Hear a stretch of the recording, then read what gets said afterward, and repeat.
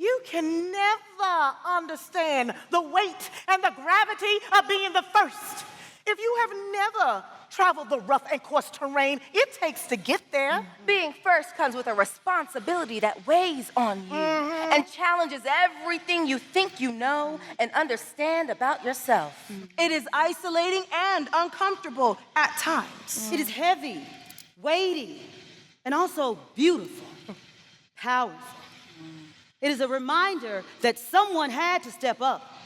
Somebody had to represent. Someone had to put the pressure on their back. If not you, then who?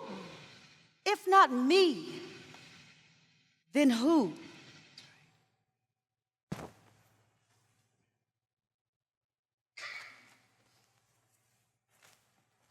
I am Zulfat Suara. Yeah.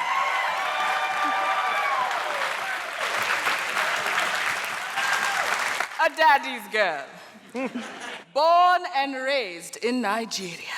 All right. I am one of 21. I'm sorry, what? I have 20 siblings. Our family was large and loud and loving. I was my father's favorite child. Oh. Everyone knew it. It's not a question. His mom knows. My mom knows. Everyone knows. I'm the favorite. All right now. I heard that. My mama wouldn't tell me too much about my daddy. What I do know is that he was a Hebrew Israelite who was a good bit older than her when she got pregnant with me as a teenager. He chose my name, Elisheba Israel. But he was not present in my life, so a powerful name is the best I got from him. Yeah. But my mama was there, and she was not perfect, but something that she did that was so important for me and who I was to become was to expose me to art and history and a better education than our community in North Memphis could give us. Okay. So when I was young, we moved from the hood to East Memphis. Okay. There was good in that, because I had teachers who saw my talent. I was a gifted artist from as early on as kindergarten. They would say that I could grow up and be anything, any person I wanted to be in the world. Yes, you can. And I believed them. Yes.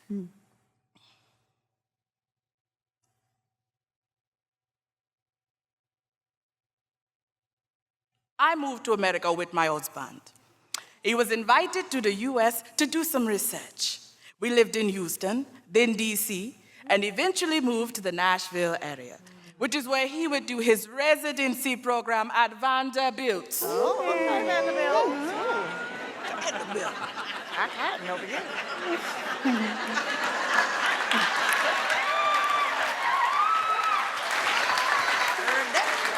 And here's the thing about me. I've been a leader since I was a girl. I've always been outspoken and had the desire to help people. So it was natural for me when I came to the area to get involved. I started a newsletter for Muslim women. I am a Muslim woman, a mother, a wife. We need to be connected. That's right. To know what's going on in our communities. That's right. So I built community in that way. I'm also a CPA. Okay. So I opened my own firm and at some point took a great job working for an HBCU. At that point in my life, I was an advocate for women. And I'm doing all the things and being involved in the community and working and being a wife and a mother. And ultimately, I decided to run for public office. Okay. That's all right. Okay, every woman.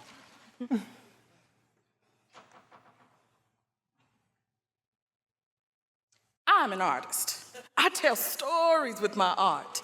I connect the community through my art. I'm an artiste. That's right. So when some suggested that I consider tattoo art as a career, I wasn't with it.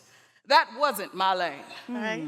That was until I saw a beautiful photo that was a tattoo on someone's leg. It wasn't art, but it looked like art. I was intrigued by that. I knew then that I could do that. Yes. I decided that I do that. Okay. In my new city, my new home, Nashville. I did my research and understood there were no licensed black tattoo artists in Middle Tennessee. That's okay, because I could become that. That's right. Yes. I just needed to get the apprenticeship hours and learn the craft, and I could do it. I believed that it would be that easy. But it was not easy. Not even a little bit.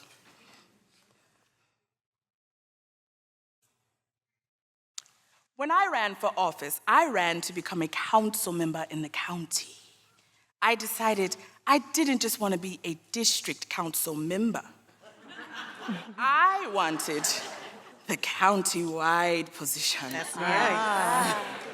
But I was told that wasn't a good idea. Run for a district position, they said. We've never had an immigrant win county-wide.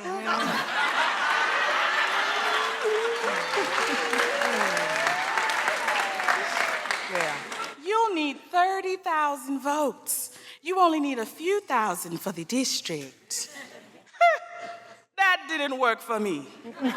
My advocacy had not been confined to a district in the past. That's right. Some people couldn't get it, or didn't want to get it, or me. But that was okay. I was still going to run county-wide. Yes. I got death threats. My family asked me if I was sure. Would it be worth it? Should I just drop out? Of course it's worth it. Our community is worth it. That's right. Threats from strangers would not stop me. I persevered. Yes. And I won the seat. All right.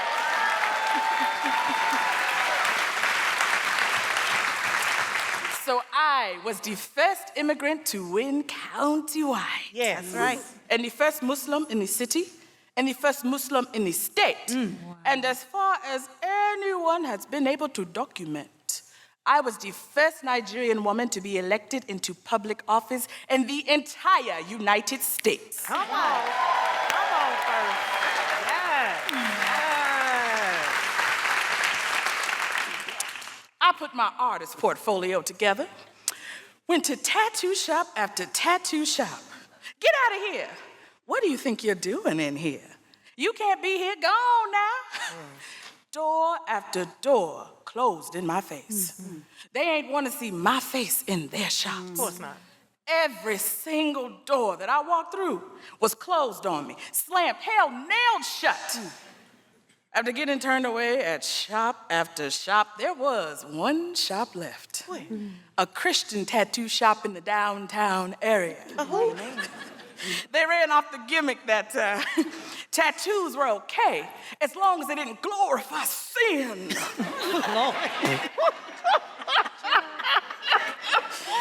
And listen, I wasn't all about the extra religious stuff. I just needed a place to do my apprenticeship. Right. That's right. So I went in there. Okay, go on in there. And the owner was rude as hell to me. Not very Christian of him. God don't like ugly. But his wife, she had a little kindness to her. Took a look at my portfolio, knew I was the real deal. That's right. And gave me a chance. They weren't nice to me in there. It didn't feel like my new art home or anything like that. But I was doing what I needed to do. Learning the craft, getting my hours in and going home. That's right.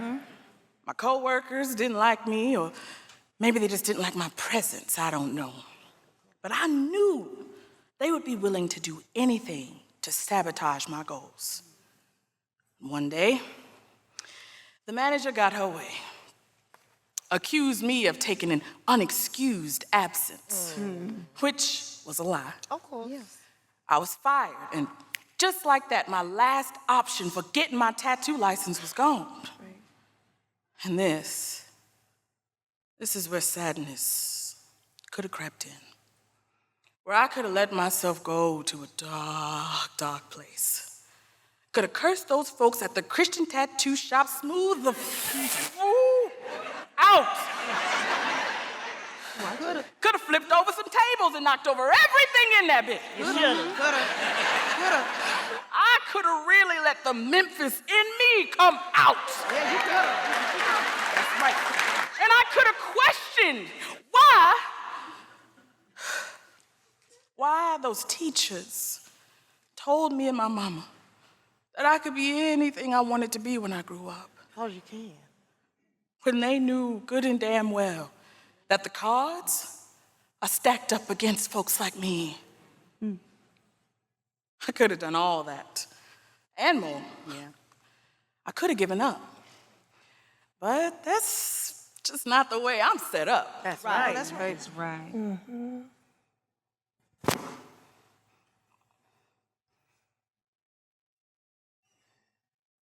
It was my pleasure to run for a second term. But it was a painful time.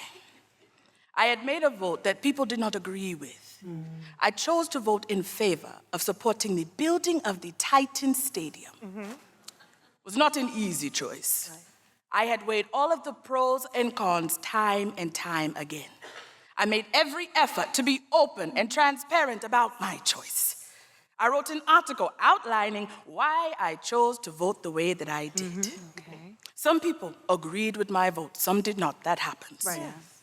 But the backlash that came after was vicious. It felt like I was public enemy number one. And I can take it. I signed up for public office. I am a public figure. But when public political choice impacts your private life, listen, people talked about me and made up lies and rumors the first time I ran. And I could handle it then because those were the musings of strangers. Yeah. They did not know me. But this time, people who knew me, knew my work, my heart, my integrity, spoke against me, did not speak up for me. The chatter of strangers is one thing, but the silence of your friends and comrades during the times you need them the most, That's right. well, that's another. I was accused of taking bribes or getting my palms greased, please. My husband is a physician. Come on.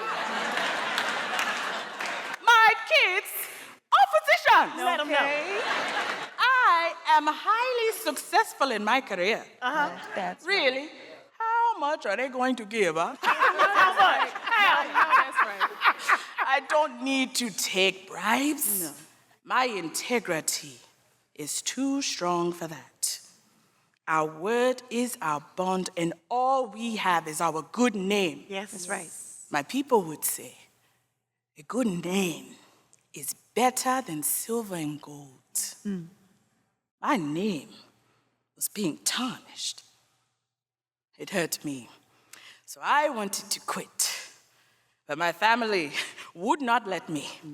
They reminded me of who I was and why I was doing this work. That's right. My friends, true friends, stood up and spoke on my behalf. Yeah. Advocated for me. Yeah. At the end of the day, truth stands out clear from falsehood. That's right. It does.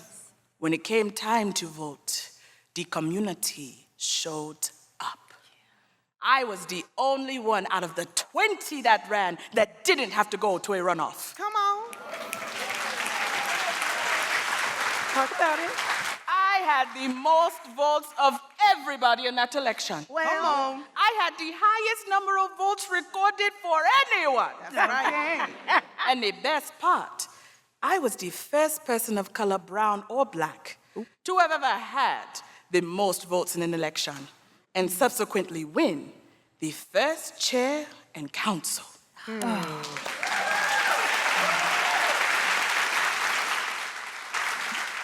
We have a council of 40 people, and in Nashville history, I am the first black person to ever serve as the chair.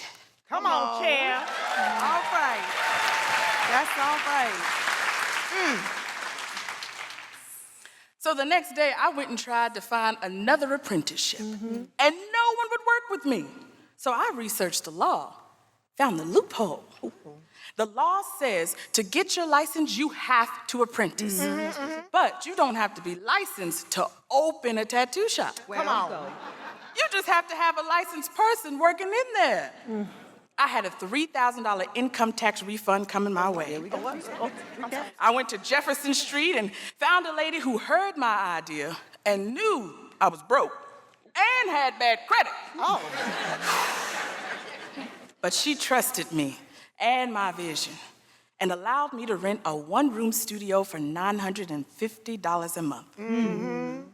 I went on Craigslist and found a white lady biker tattoo artist. All right.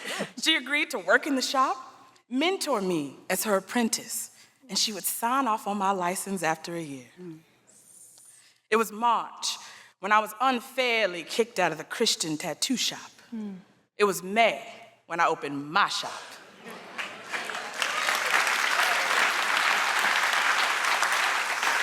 And in May, on May 26, 2011, I opened One Drop Ink Tattoo. Yes. We are the first licensed black tattoo shop in Middle Tennessee. Yes.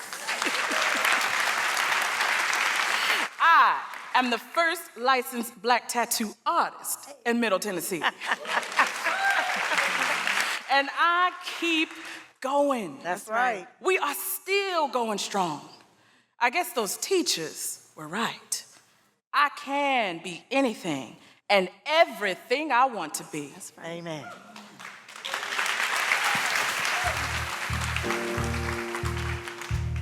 You can only understand the weight and gravity of being the first if you have traveled the rough and coarse terrain it takes to get there. You can only understand the beauty of being chosen to take the initial step towards greatness if you've ever chosen to step out and bet on yourself. You can only understand the power of being a power person with a name that shatters stereotypes and advocates for a future that calls greatness in if you have let greatness in. We take the first step so that every sister after us has a path that has been paved for her. We were the first, but we will not be the last. I am Zulfat Suara. I am Elisheba Mrozik. We are Queen Nashville.